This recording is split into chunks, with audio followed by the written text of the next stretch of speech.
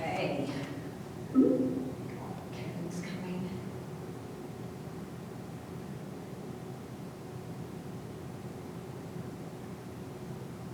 Where is everybody? Eeks.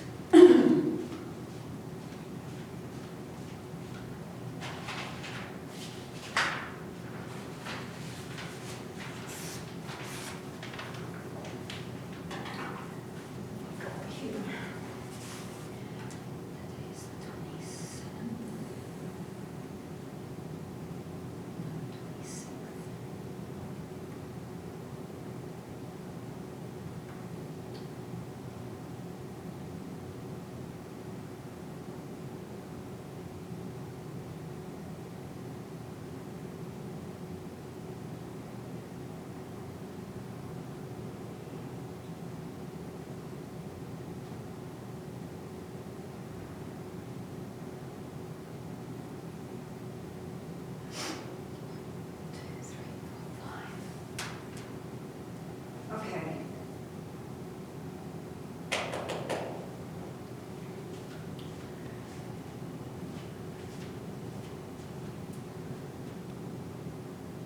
I think we'll get going. I was hoping there would be a few more of you in, but we'll make a start. Couple of things I wanted to point out in this new chapter. So, in my notes from the previous editions, I know I talked about in the video lecture on Friday the fact that you want to really be careful at going more than, that 2 grams per kilogram per day is really overload of protein, and that you need to be careful because you could do some damage to your kidneys. There is some information in this chapter on page 306 where they increase the protein intake above 2.2 grams per kilogram per day, and they said that they did not find any adverse effects on health, although I don't know, I haven't not read that study. I don't know how long they put these individuals on that much protein a day. So my recommendation would still be to use caution. We obviously are in a major state of flux, it seems to me, looking at this chapter with regards to sport nutrition. And, bear in mind that some of you won't work with athletes who are competing at a high level. You'll be working with a typical population. And so some of this information would not be appropriate for them anyway, all right? I did want to point out, because they were talking about, where was it?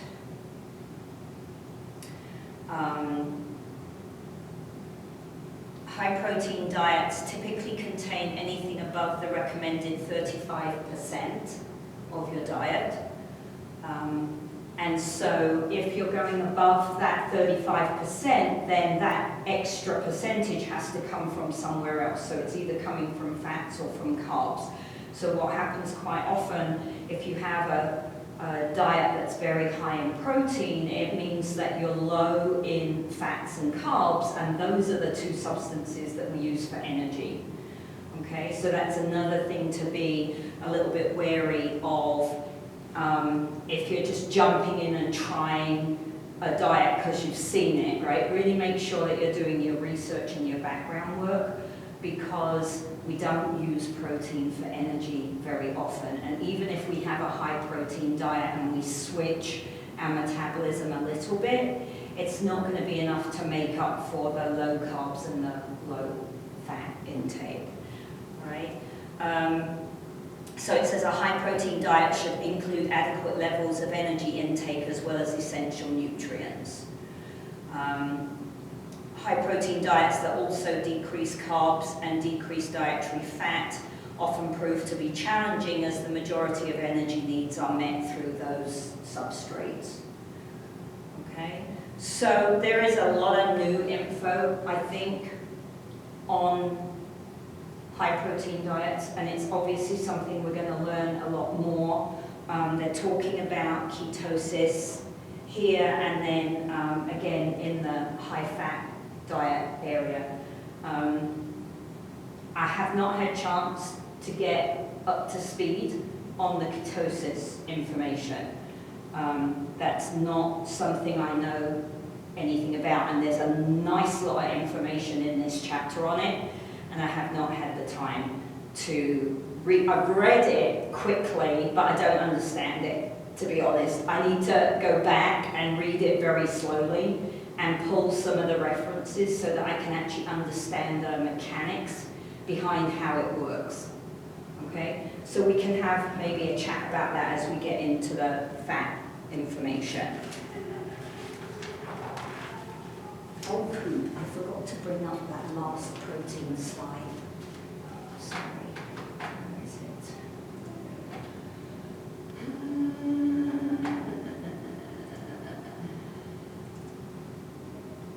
It's going to be...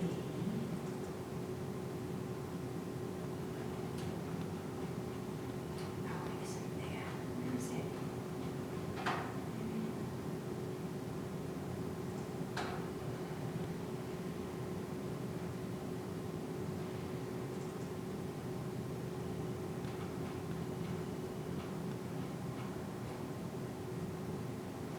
Oh, good grief. This is annoying. Okay, hold on. Where is that picture? I had it earlier when I was at home. Here it is. Okay. Alright, we'll just do that first.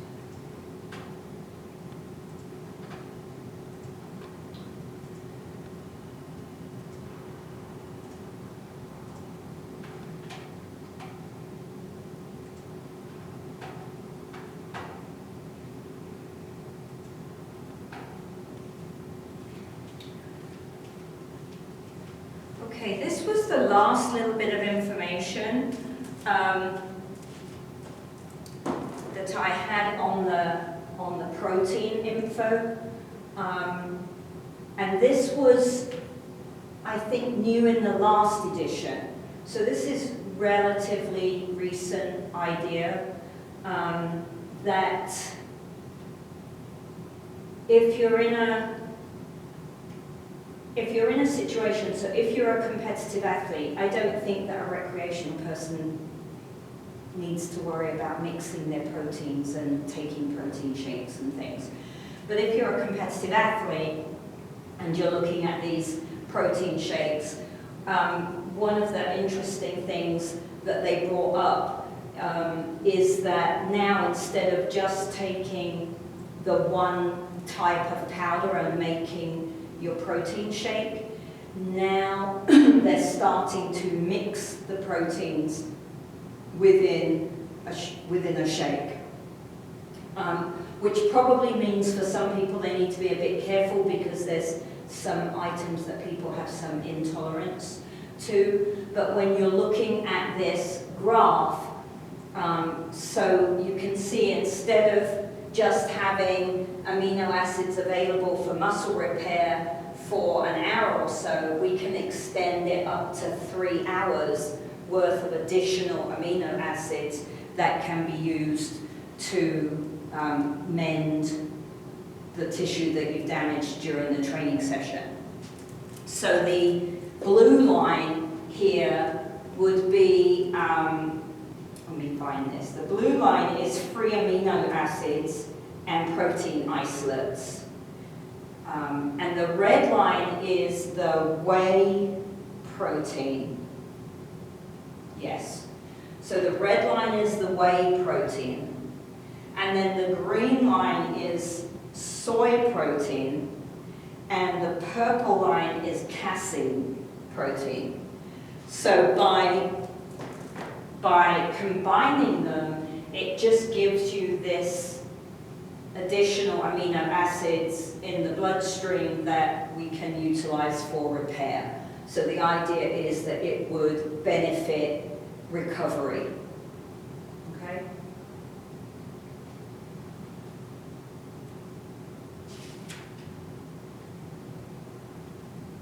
Does that make sense? And I really think, you know, I mean, you've got to think carefully about the shake group, right? Because shakes are, the powder is typically quite expensive. There are benefits if you're working with competitive athletes in that you can take some substrate within an hour before training. You know, if you're going to eat solid food to get your protein and carbohydrate in before the training session, then you have to eat 2 hours or possibly 3 hours, depending on the individual, before the training session. So there is a use for this idea for these shakes if you need to take something within an hour. But if you're working with a typical population, with a normal population, then you don't need to be worrying about these very clever nutritional tweaks to the diet. I personally don't think, but maybe I'm wrong. Maybe recreational people these days want to get into the nutrition in that depth. I might be completely out of date on that. So,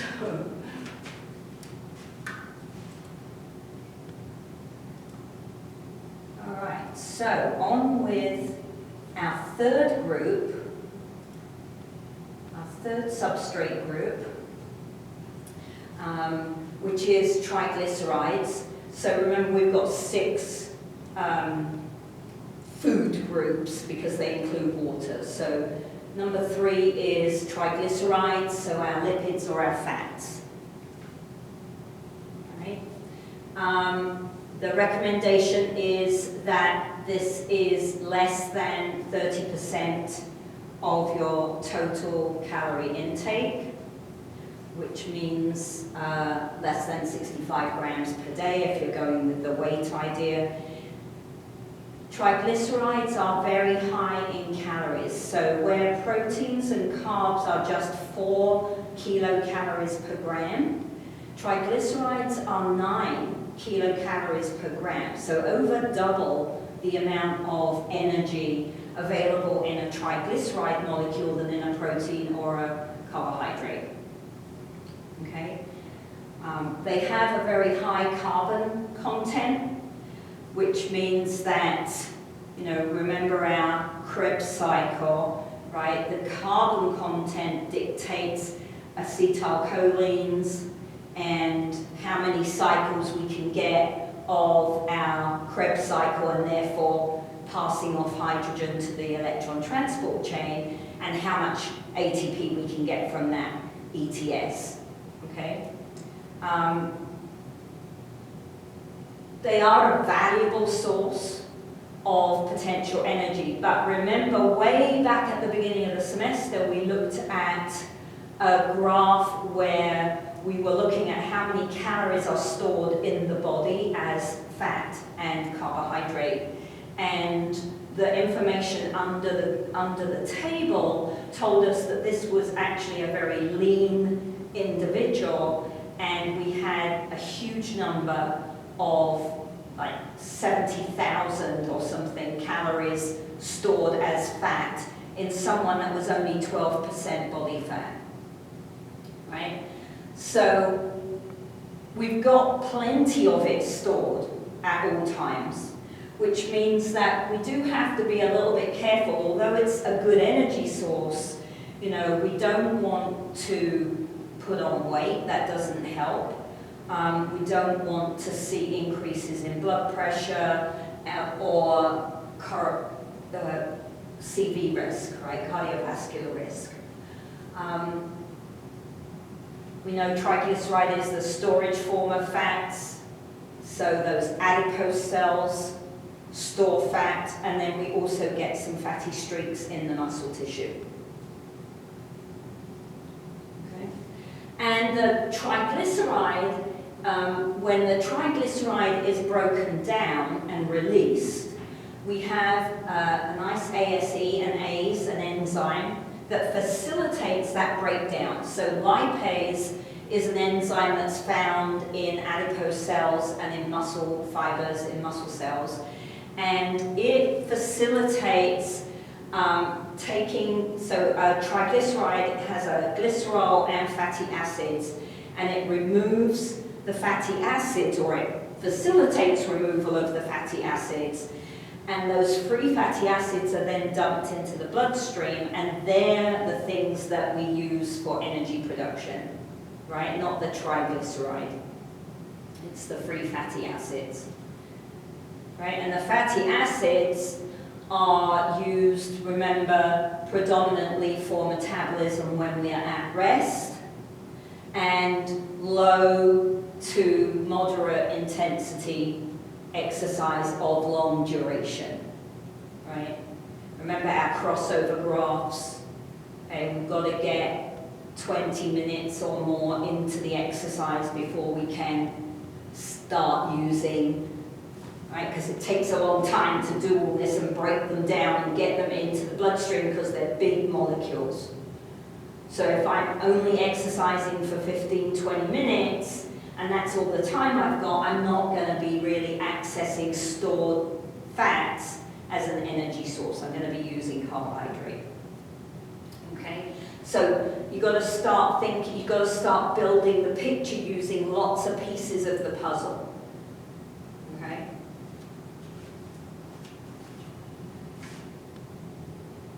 I don't know why I still have that small. That's silly. Okay.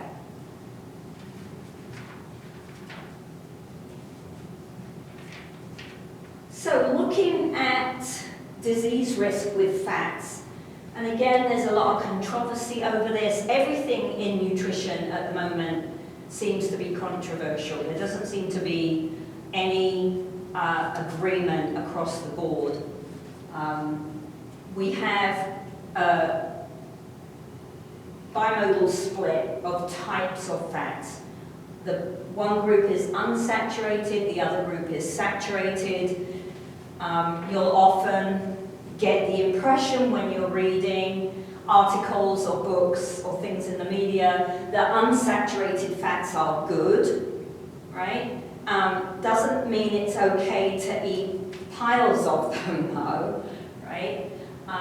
So there is a decreased risk of certain diseases with a higher proportion of unsaturated fats, right? So unsaturated can be monounsaturated, so things like olive oil, avocados are a really good source of monounsaturated fats, and then polyunsaturated nuts, almonds, seeds, so like pumpkin seeds, and other vegetable oils.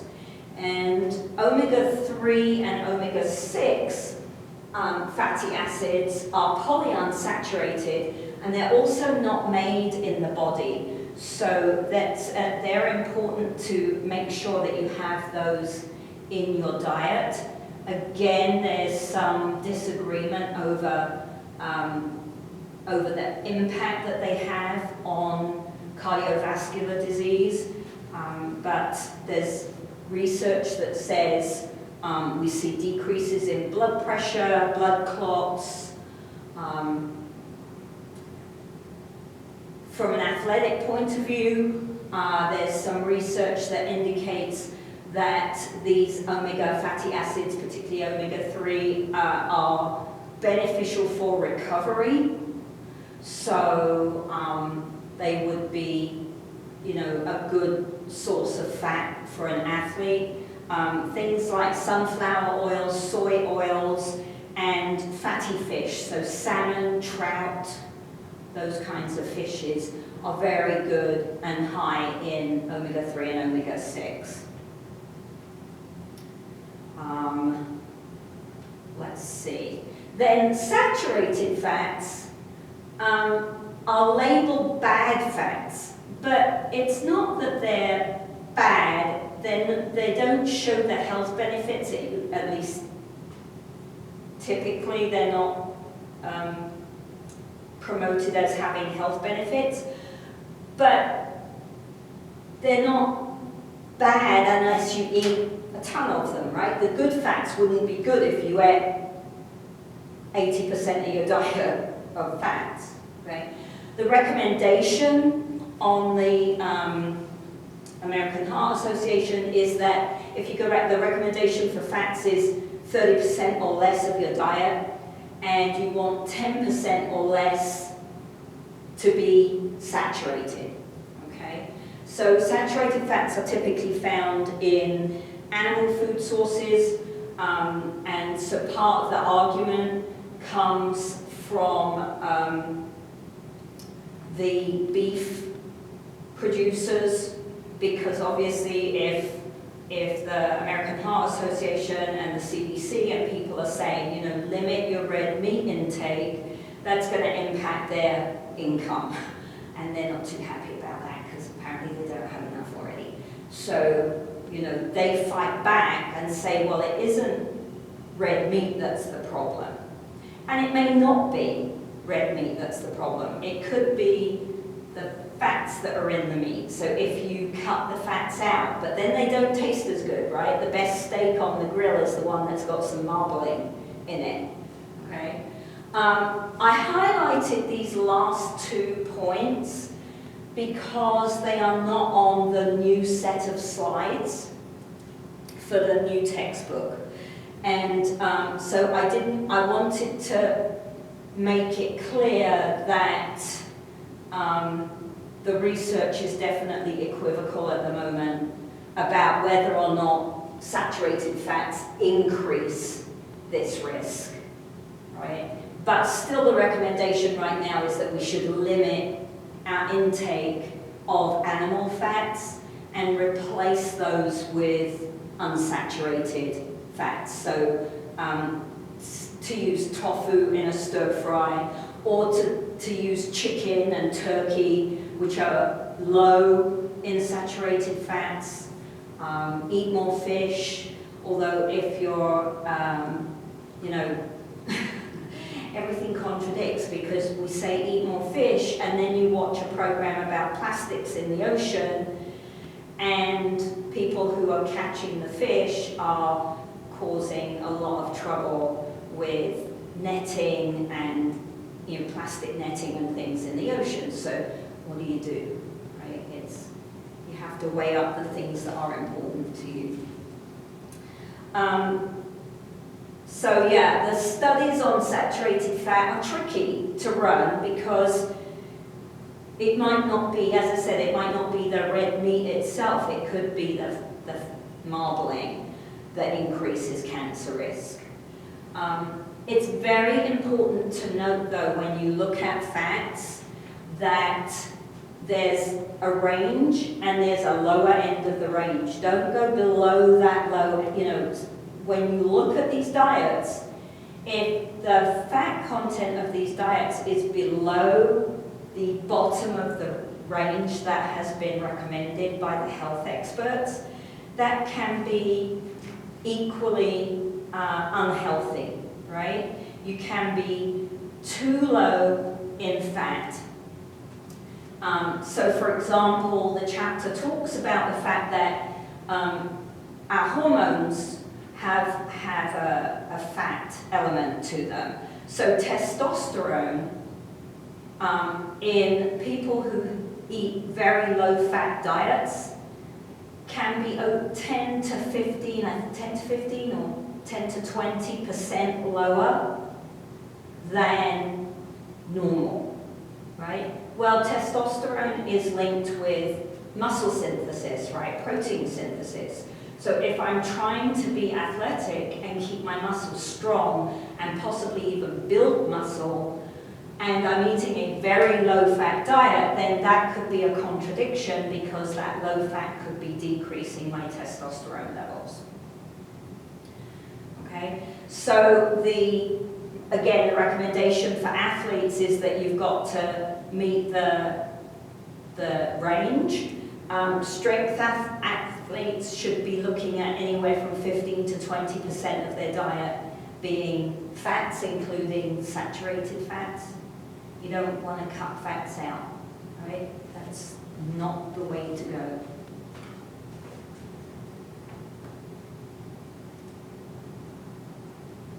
Okay, so at this point is where they introduce a lot more of the information about a ketogenic diet.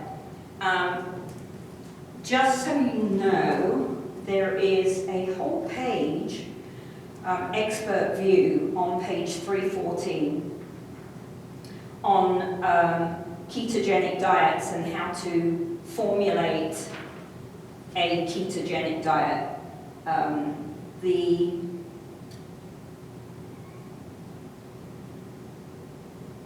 And this is where I don't understand how the ketogenic diet works. That a well-formulated ketogenic diet for athletes consists of approximately 60 to 70% fat, 5 to 15% carbs, and 15 to 25% protein. I just don't know enough to understand those numbers. That seems ludicrously high to me. There is some research that indicates that for endurance and ultra-endurance athletes, that maybe these diets that are high in fat switch your metabolism to using more fat, and that gives you more energy and means you're less likely to hit the wall because you run out of carbohydrate, right? But when your carb intake is this low, I just don't, anybody help me out here? I just don't understand how you can get away with that. You know, a diet high in anything, your body is going to switch to preferentially metabolize that substrate. But a fat molecule doesn't suddenly get smaller and easier to break down, right? The enzymes and things that are involved in breaking down those fats are improved. There's more of them, they're more active, and so you can break the fat molecule down sooner, I'm assuming, right? But I don't know how you can get away with only 15% carbohydrate. That's the bit that really plays with my head. So, the chapter mentions that there's laboratory research that indicates that athletes who use these ketogenic diets switch to metabolizing fats earlier, but there so far doesn't seem to be real research that says, yes, but this then translates into better performance, which is the whole point, right? So, I'd like to see something that says it really improves performance. And I don't know if the studies have been going on, like ketogenic diets haven't been around that long, really. Is there enough data to show that they're safe from a health point of view long term? Right? These are my questions about it. So, at the moment, I would just recommend that you read that carefully. The chap that they are interviewing about the ketogenic diet, also if you go to the reference list at the back of the chapter, has a lot of the research on that type of dietary intake. So my goal over the summer is to pull some of those papers and have a better look at it and try to really understand. But does anybody use a ketogenic diet? Any of you use one?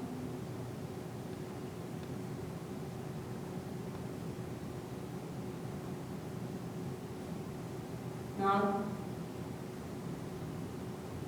So the studies are still mixed that, you know, if you've been doing the diet for less than 6 days, then what you get is a negative impact because you're getting a drop in your glycogen stores before your body has adapted to using the fat at an earlier rate, right?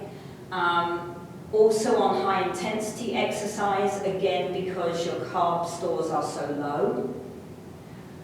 Long-term studies, and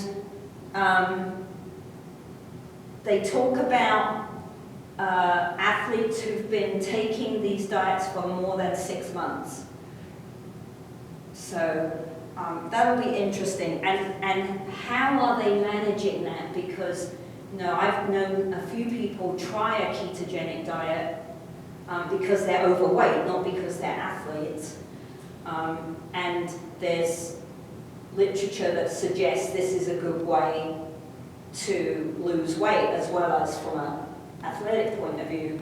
And they can't keep it up. It's just too difficult to keep it up. It's not palatable long term. I don't think it was originally meant to be long term. When they come up with these diets for clinical populations, like for diabetics, a ketogenic diet is supposed to be quite a good thing. But they would not suggest to a diabetic that they were on that diet for 6 months. It would be 4 to 6 weeks, right? So, I don't know. Anyway, the long-term studies also have mixed results depending on the intensity of the performance. So if it's high intensity, above 80%, then we still see performance decrease. And if it's moderate intensity, under 80%, there are some studies that show the performance improves, but they're not consistent. So, yeah, lots of problems. Lots of things to learn, I think. And as with biomechanics, it's almost like, we've tweaked the skill, we've tweaked the technique as far as we can, so now we have to tweak something else to get the edge, right? So I think we're going to get some very interesting information on sport nutrition. But again, weigh up whether or not you need to translate that to a typical population. My view is not, but as I said, I could be out of date. It wouldn't surprise me. All right, so group number 4 is our vitamins. Vitamins are divided into 2 groups, fat-soluble and water-soluble, and they're exactly what they're called, right? So fat-soluble vitamins A, D, E, and K can dissolve in fat and therefore be stored in fat because we all have tons of adipose cells, okay? So they can be stored in large quantities, which means you can reach a toxic effect, okay? So we have to be a lot more careful with supplements of these 4 vitamins, right? Very, very rare to be deficient in A, D, E, or K. Sunscreen is causing a little bit of a problem because the body synthesizes vitamin D in response to sunshine and UV. And we're all slathering on the sunscreen to prevent getting skin cancer, but that is impacting vitamin D levels a little bit. A friend of mine recently, she's a bit older than I am, but she went for her bone scan and she's got pretty porous bones, and they told her that she needed to go out in the sun without sunscreen on. She's like, but I've had 2 bouts of skin cancer on my hands, so I don't think I want to go out in the sun without sunscreen on. So she's got this big dilemma now, right? Certain diets can result in a vitamin D deficiency, poor nutrition, and as a woman, once you go through menopause, calcium is absorbed into the bones via a mechanism that uses vitamin D, so you'll be recommended to take a calcium supplement, but it has to have D in it. You can't just take calcium, it wouldn't be any use. Okay? Then the water-soluble ones, again, exactly what they sound like. Everything else except those four is water-soluble, and that means it's very difficult to store it, which means we have to have a regular intake in our diet. Right? So particularly B vitamins and vitamin C, we have to make sure that we are eating foods that have those vitamins in them on a regular basis. It's very, very difficult to reach toxicity in water-soluble vitamins. You can do it, but it is pretty difficult, right? So because you just go for a pee and you pee it out, right? So you want to be a little bit suspect on the amount of B and C vitamins that you take at any one time. So with regards to exercise, right? Vitamin C is an antioxidant, which means it plays a role in combating things that are called ROS that we make when we exercise that are the bad guys. The antioxidants kind of balance those out.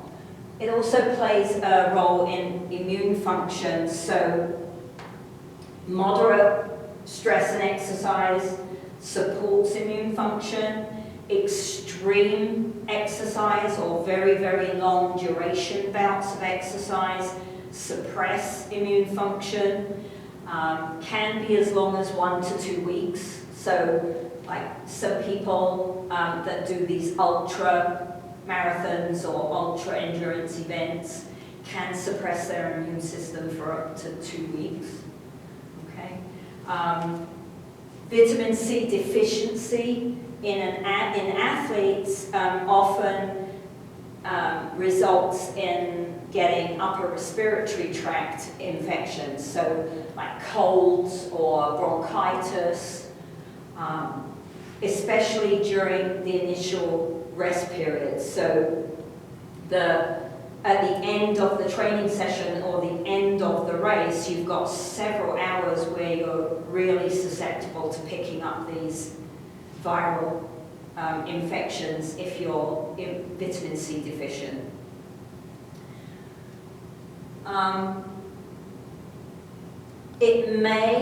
Vitamin C may combat oxidative stress. There's some research that indicates it will help with fatigue, might help with delayed onset muscle soreness, but you have to take massive doses for that. And often if you're taking these big doses, a lot of it is just going down the loo, and it's a lot of money, right?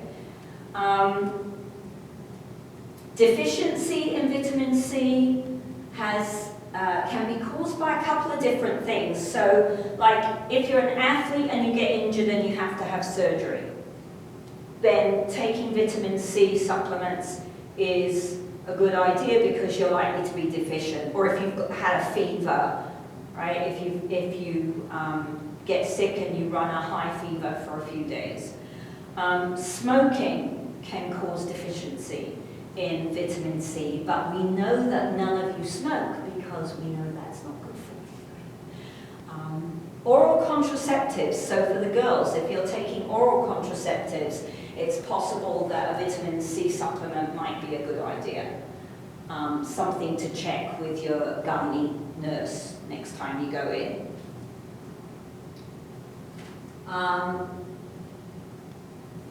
Vitamin E, also water soluble, is an antioxidant. No, A, D, E, and K. Vitamin E is fat soluble, sorry. From an exercise point of view, not a lot of consistency in the results. Exercise and extra vitamin E might increase the storage in the muscle tissue, which might decrease the damage to the muscle tissue, but again, there's nothing consistent. We do know for sure, and again, I've highlighted this because it wasn't on the new slides for vitamin C, but when we look at vitamin D, we know that additional vitamin E does not increase any performance in any kind of event. So we don't need to necessarily take that,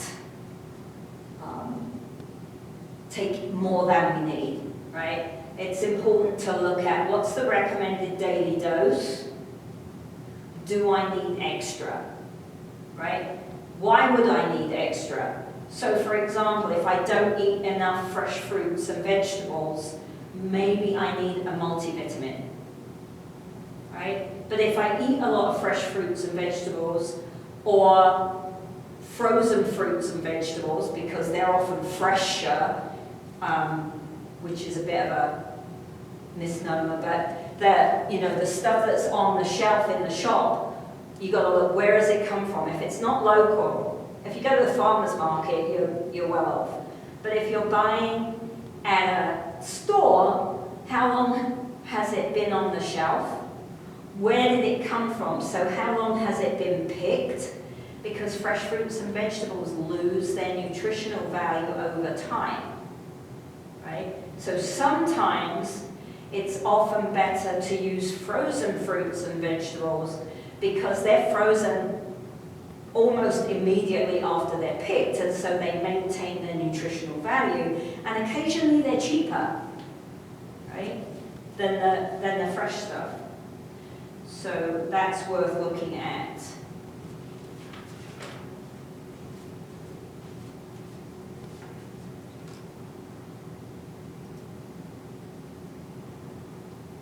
B vitamins are water soluble, so you have to take them regularly or make sure that you're eating foods that have them regularly. They work as a complex, which means that if I'm deficient in one of them, the group of them that uses that one won't be able to do the job. Even if the rest of the group is up to par, they won't be able to do their job as a complex properly, right? They play a large role in energy production. B12 is required to make red blood cells, so if I'm an endurance athlete, I don't want to be deficient in red blood cells, so I've got to make sure I'm taking enough B12 in my nutritional intake. Again, though, they don't make any difference to performance in any type of event. So at the moment, the big picture is if you have a deficiency in any vitamin, then supplementing those vitamins might facilitate your performance, particularly if they're water soluble, right? But if you've got a diet that is a complete picture, if you look at the nutritional guidelines and you meet those guidelines, then you should not need to take any vitamin supplement at all. And if you took it, it should not impact your performance, right?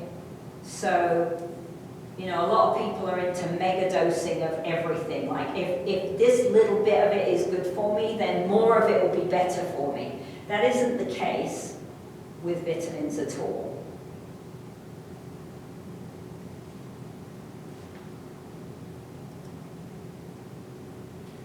And then our fifth group is minerals, and we have some interesting impacts of minerals on performance.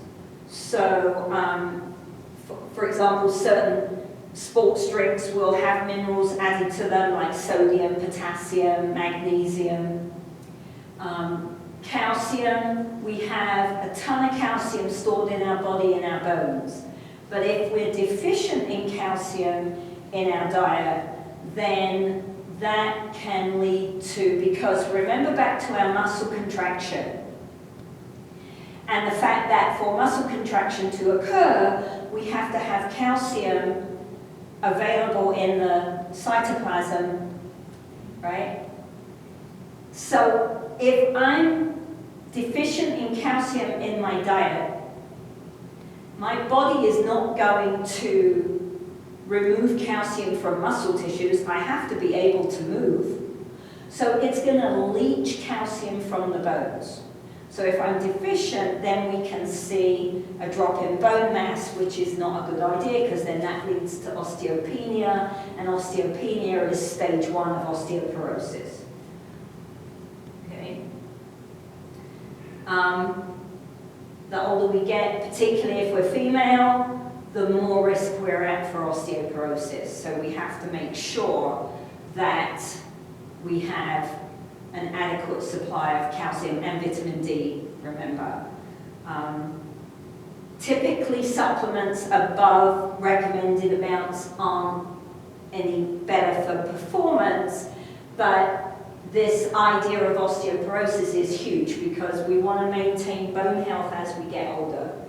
We want the heaviest, densest bones we can get when we're young, so that, you know, as we hit our 40s, and then if we're female, we go into menopause, then we've got the heaviest, densest bones possible for calcium leaching not to have so much of an effect.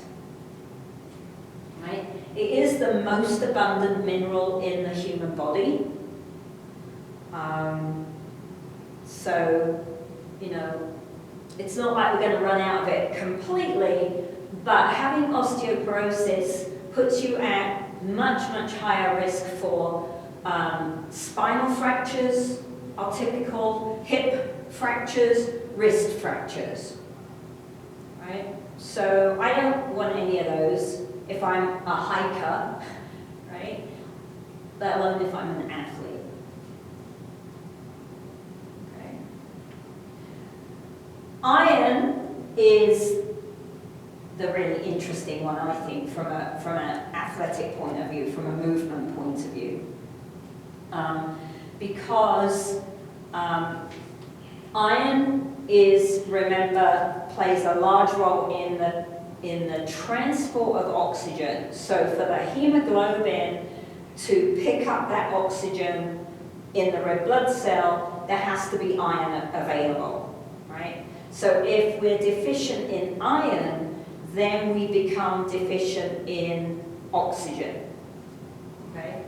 So being deficient in iron has a huge impact on aerobic activities, right? Not anaerobic, because they're not going to use oxygen. But if I have an iron deficiency and I'm an aerobic athlete, there's going to be a big impact on performance. Red blood cells have a lifespan of about 120 days. And that iron from the red blood cells that are being kind of reabsorbed, that iron gets reused. So that's one source of iron that's kind of internal. If we're deficient, then we can have iron deficient anemia. You may have heard of sports anemia. And, oh, we'll have to finish this on, what day is today? Monday. All right, there's just a little bit more on the nutrition to do on Wednesday.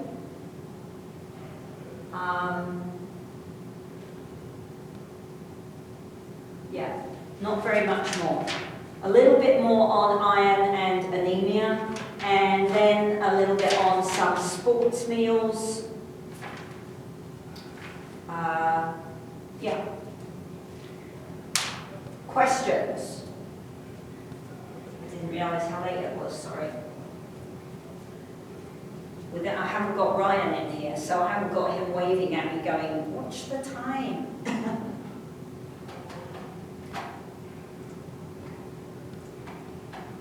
Oops.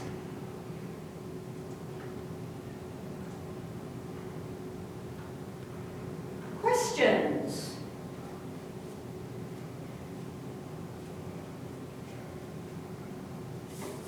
No, ma'am, I think we're good. It's a really interesting area of research right now, nutrition.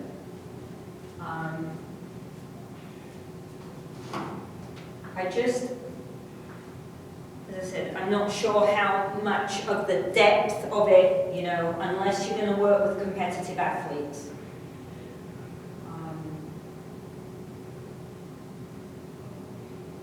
But it will be interesting to see what comes out more about these ketogenic diets with the severely overweight or obese populations. That's where my interest in that lies.